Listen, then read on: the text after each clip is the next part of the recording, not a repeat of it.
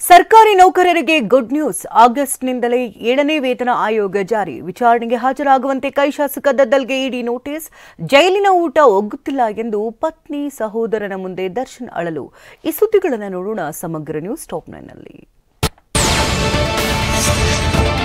ವಾಲ್ಮೀಕಿ ನಿಗಮದಲ್ಲಿನ ಬಹುಕೋಟಿ ಹಗರಣ ಕೇಸ್ನಲ್ಲಿ ಶಾಸಕ ಬಸನಗೌಡ ದದ್ದಲ್ಗೆ ಇಡಿ ನೋಟಿಸ್ ನೀಡಿದೆ. ಇಂದು ಬೆಳಗ್ಗೆ 11ಕ್ಕೆ ವಿಚಾರಣೆಗೆ ಹಾಜರಾಗುವಂತೆ ನೋಟಿಸ್ನಲ್ಲಿ ಸೂಚಿಸಲಾಗಿದೆ. ಬೆಂಗಳೂರಿನ ಶಾಂತಿನಗರದ ಜಾರಿ ನಿರ್ದೇಶನಾಲಯದ ಕಚೇರಿಗೆ ಬರುವಂತೆ ನೋಟಿಸ್ ನೀಡಲಾಗಿದೆ. ಪ್ರಕರಣ ಹೊರಬರ್ತಿದ್ದಂತೆ ವಾಲ್ಮೀಕಿ ನಿಗಮದ ಅಧ್ಯಕ್ಷರಾಗಿರೋ ಬಸನಗೌಡ ದದ್ದಲ್ ನಾಪತ್ತೆಯಾಗಿದ್ದಾರೆ.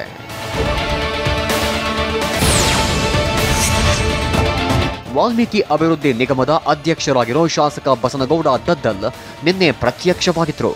ವಿಧಾನಸಭೆ ಸ್ಪೀಕರ್ ಯುಟಿ ಖಾದರ್ ಭೇಟಿಯಾದ ಕಾಂಗ್ರೆಸ್ ಶಾಸಕ ದದ್ದಲ್ ವಾಲ್ಮೀಕಿ ನಿಗಮದಲ್ಲಿನ ಬಹುಕೋಟಿ ಹಗರಣ ತನಿಖೆ ಬಗ್ಗೆ ವಿವರಣೆ ನೀಡಿದ್ರು. ದದ್ದಲ್ ನಾಪತ್ತೆ ಎಂದು ಬಿಜೆಪಿ ಟ್ವೀಟ್ ಮಾಡಿತ್ತು. ಹಾಗಾಗಿ ನಾನು ಎಲ್ಲೂ ಹೋಗಿಲ್ಲ ಎಂದು ಸ್ಪೀಕರ್ಗೆ ಮಾಹಿತಿ ನೀಡಿದ್ದಾರೆ.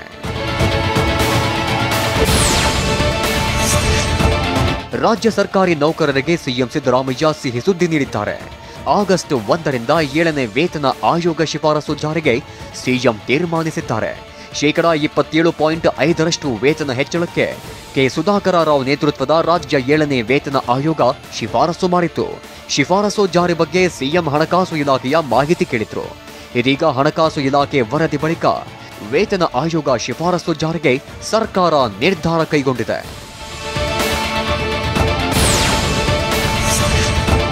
ತಮಿಳುನಾಡಿಗೆ ನೀರು ಹರಿಸಿ ನಂತರ ಸಭೆ ಮಾಡಿದ್ದಾರೆಂದು ಎಚ್ಡಿಕೆ ಆರೋಪಕ್ಕೆ ಡಿಕೆ ತಿರುಗೇಟು ನೀಡಿದ್ದಾರೆ. ವಿಧಾನಸೌಧದಲ್ಲಿ ಟಿವಿ 9 ಜೊತೆ ಮಾತನಾಡಿದ ಅವರು, ಆರೋಪ ಮಾಡೋದಕ್ಕೂ ಮೊದಲು ಕುಮಾರಸ್ವಾಮಿ ಮಾಹಿತಿ ಪಡೆಯಬೇಕು. ಮೊದಲು ಎಷ್ಟು ನೀರು ಬರ್ತಿದೆ ಎಂದು ಎಚ್ಡಿಕೆ ಮಾಹಿತಿ ಪಡೆಯಲಿ, ಆಮೇಲೆ ಆರೋಪ ಮಾಡಲಿ ಎಂದು ವಾಗ್ದಾಳಿ ನಡೆಸಿದ್ರು. ಪಾಪ ಕುಮಾರಸ್ವಾಮಿ ಅವರಿಗೆ ಎಷ್ಟು ನೀರು ಬರ್ತಾ ಇದೆ ಅಂತ ಫಸ್ಟ್ ಮಾಹಿತಿ ತಗೊಳ್ಳಿ, ಆಮೇಲೆ ಮಾತಾಡೋಣ. ಸೂರಜ್ ರೇವಣ್ಣ ವಿರುದ್ಧದ ಅಸಹಜ ಲೈಂಗಿಕ ದೌರ್ಜನ್ಯ ಕೇಸ್ನಲ್ಲಿ ಸೂರಜ್ ರೇವಣ್ಣ ಜೈಲಲ್ಲಿದ್ದಾರೆ. 2ನೇ ಪ್ರಕರಣದಲ್ಲಿ ನಿರೀಕ್ಷಣಾ ಜಾಮೀನು ಕೋರಿ ಸೂರಜ್ ರೇವಣ್ಣ ಅರ್ಜಿ ಸಲ್ಲಿಸಿದ್ರು. ನಿನ್ನೆ ಬೆಂಗಳೂರಿನ ಜನಪ್ರತಿನಿಧಿಗಳ ವಿಶೇಷ ಕೋರ್ಟ್ನಲ್ಲಿ ವಿಚಾರಣೆ ನಡೆಯಿತು. ನ್ಯಾಯಾಲಯ ಇದೇ ಜುಲೈ 18ಕ್ಕೆ ಆದೇಶ ಕಾಯ್ದಿರಿಸಿದೆ. ಕೊಲೆ ಕೇಸ್ನಲ್ಲಿ ಪರಪ್ಪನ ಅಗ್ರಹಾರ ಜೈಲಲ್ಲಿರೋ ನಟ ದರ್ಶನ್ ಅನ್ನ ನಿನ್ನೆ ಕುಟುಂಬದವರು ಭೇಟಿಯಾಗಿದ್ದಾರೆ. ಪತ್ನಿ ವಿಜಯಲಕ್ಷ್ಮಿ, ಸಹೋದರ ದಿನಕರ್ ಜೈಲಲ್ಲಿ ದರ್ಶನ್ ಜೊತೆ ಚರ್ಚಿಸಿದ್ರು. ಈ ವೇಳೆ ಮುಂದಿನ ಕಾನೂನು ಹೋರಾಟದ ಬಗ್ಗೆ ತಿಳಿಸಿದ್ರು.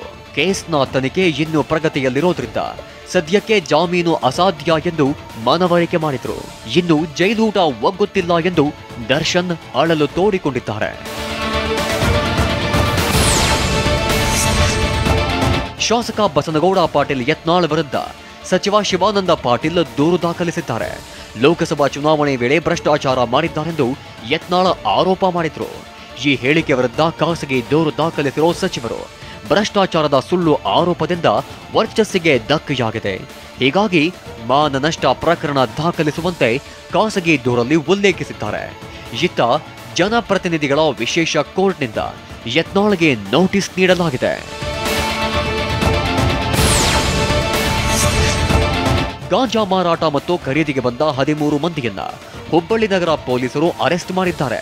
ಬಂಧಿತರನ್ನ ನವಾಬ್, ಹಜರತ್, ಅಹಮದ್ ಖಾನ್, ಪಾಂಡು, ಶಂಕರ್ನಾಗ್, ಆಕಾಶ್, ಅಜರುದ್ದೀನ್, ವೆಂಕಟೇಶ್, ಮಹಮ್ಮದ್ ಗೌಸ್, ಸರ್ಫರಾಜ್, ನೂರ್ ಅಹಮದ್, ಆರ್ಯನ್ ಹಾಗೂ ಶಿಕಂದರ್ ಎಂದು ಗುರುತಿಸಲಾಗಿತ್ತು. ಇವರಿಂದ 1 ಕೆಜಿ 227 ಗ್ರಾಂ ಗಾಂಜಾ, 3 ಮೊಬೈಲ್, 6,000 ಹಣ ವಶಕ್ಕೆ ಪಡೆಯಲಾಗಿದೆ. ಮಹಾರಾಷ್ಟ್ರದ ಮೀರಜ್ನಿಂದ ಗಾಂಜಾ ತಂದಿದ್ದ ಆರೋಪಿ ನವಾಬ್ ದಾವಣಗೆರೆ ಮೂಲದ ವ್ಯಕ್ತಿಗೆ ಮಾರಾಟ ಮಾಡುತ್ತಿದ್ದಾಗ ಪೊಲೀಸರು ದಾಳಿ ನಡೆಸಿದ್ರು.